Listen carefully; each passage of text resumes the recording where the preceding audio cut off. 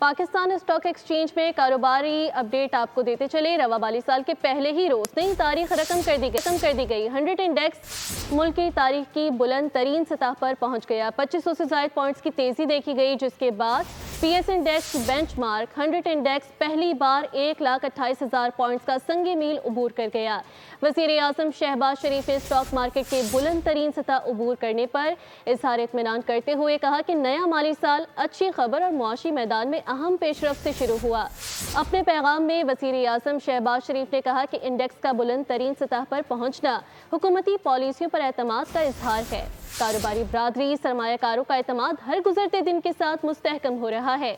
वज़ीर आज़म ने मज़ीद कहा कि पिछले माली साल बेहतरीन पॉलिसियों से मुल्की मईशत ने बतदरीज बेहतरीन रिकवरी दिखाई। नया माली साल मईशत की बेहतरी की जानिब गामज़न है और नया संग मील साबित होगा। कारोबारी तबके सरमायाकार मुल्क की तरक्की खुशहाली में भरपूर साथ दे रहे हैं।